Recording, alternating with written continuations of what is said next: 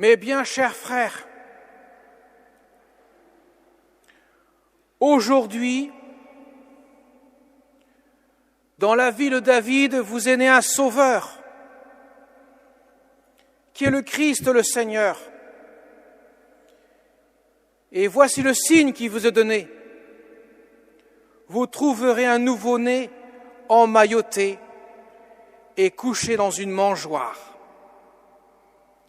Telle est l'annonce que l'ange fit au berger au propos de l'enfant Jésus qui est né dans la crèche de Bethléem. Mes chers amis, cette naissance est la plus importante que la terre ait connue et connaîtra. Aucune naissance d'un enfant ne peut avoir une conséquence aussi grande que celle-ci. Car il s'agit de la naissance du Dieu fait homme. Nous chanterons à la fin de la messe, « Il est né le divin enfant, il est né l'enfant Dieu ». Et comme le dit saint Jean dans son prologue, que nous entendrons demain à la messe du jour, le Verbe s'est fait chair.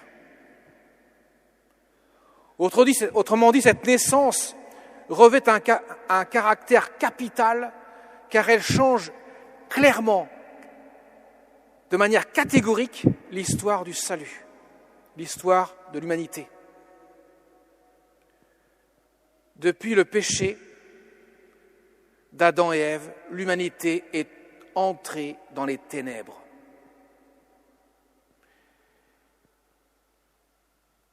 Il n'y avait aucun remède possible pour l'homme. Or, Dieu ne se résout pas à laisser l'humanité dans un tel désastre que déjà il promet un sauveur. Ce sauveur naît d'un peuple qu'il a formé avec Abraham 1850 ans avant Jésus-Christ. Abraham qui n'avait pas d'enfant, auquel il promet une descendance aussi nombreuse que les étoiles du ciel. Cet enfant naîtra de manière miraculeuse lorsqu'il sera fort âgé et que son épouse ne pourrait plus avoir un enfant à cet âge-là. Pour annoncer clairement celui qui vient, le Sauveur, qui naîtra de la Vierge Marie, miraculeusement bien sûr, celle qui dira à Dieu que tout se fasse pour moi selon ta parole. Et voilà que l'enfant n'aura pas d'autre berceau qu'une mangeoire. Il n'y aura même pas de place à Bethléem pour l'accueillir. Seulement une étable et une mangeoire. À la crèche, tout est dit. Le mystère de la croix se fait sentir. La mangeoire, c'est là où on met l'alimentation. La mangeoire indique clairement que le Christ va se donner en nourriture. Il s'est fait homme pour se donner en nourriture, pour que l'homme qui était tombé dans les ténèbres du péché puisse se relever avec la grâce de Dieu. Autrement dit, mes chers amis, cette naissance, la nativité de notre Seigneur Jésus, c'est l'espérance qui est donnée aux hommes. Les hommes étaient tombés dans le désespoir, car le péché n'avait pas d'autre fin que la mort. Mais voilà que la lumière brille, elle commence à gagner sur les jours, parce que, enfin, Dieu donne le remède, son Fils bien-aimé, celui qui partage éternellement sa divinité, celui qui n'a ni commencement ni fin, celui qui est éternel, est entré dans le cours du temps, est entré dans l'histoire des hommes, pour que l'homme puisse un jour entrer dans l'éternité de Dieu. Donc cette naissance va jouer un rôle capital, parce qu'enfin Jésus, Dieu sauve va donner sa vie par amour pour nous, offrir son humanité pour que nous puissions recevoir sa divinité. Autrement dit, le mystère qu'on appelle de l'incarnation. Incarnation veut dire venu dans la chair, in en latin, dans, carnation, carner, la chair. Dieu entre dans la chair pour que l'homme puisse entrer dans le sein de la divinité.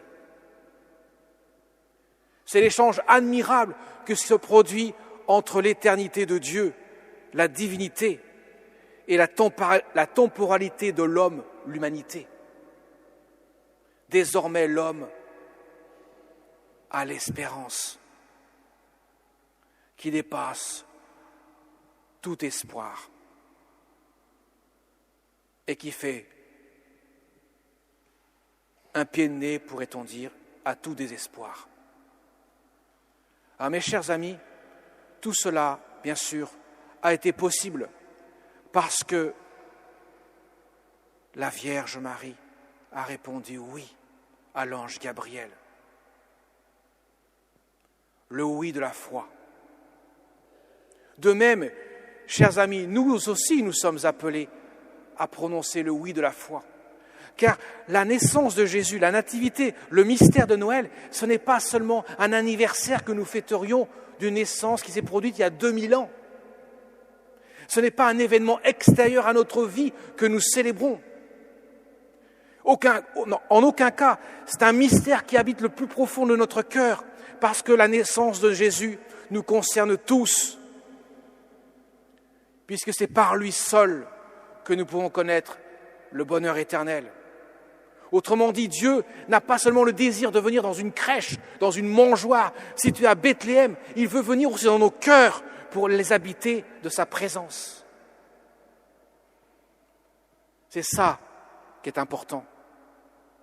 Faire de vos cœurs la mangeoire qui accueille le Fils de Dieu. Faire de vos cœurs, par un acte de foi et une confiance inébranlable en Dieu, l'espérance de l'éternité. C'est cela, mes chers amis, que nous célébrons ce soir. Alors quand vous approcherez de la Sainte Communion,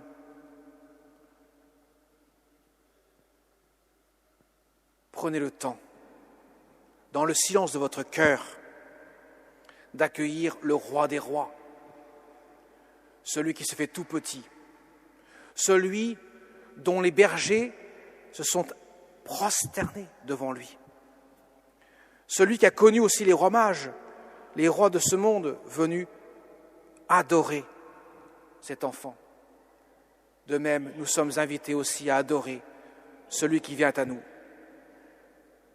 Car ce mystère, mes chers amis, ce n'est pas tant l'homme qui cherche Dieu, qui va vers Dieu, que Dieu qui va vers l'homme pour le relever de sa chute et le propulser dans l'éternité divine. Alors demandons à notre Mère du ciel, celle par qui tout fut possible, sa confiance inébranlable en Dieu l'a conduite ainsi à permettre l'aube du salut de naître dans son cœur et s'incarner en elle. Demandons lui aussi que nous puissions répondre d'un oui plénier de tout notre cœur pour que Dieu fasse son œuvre en nous et que ce mystère de Noël soit le mystère de notre vie éternelle. Amen.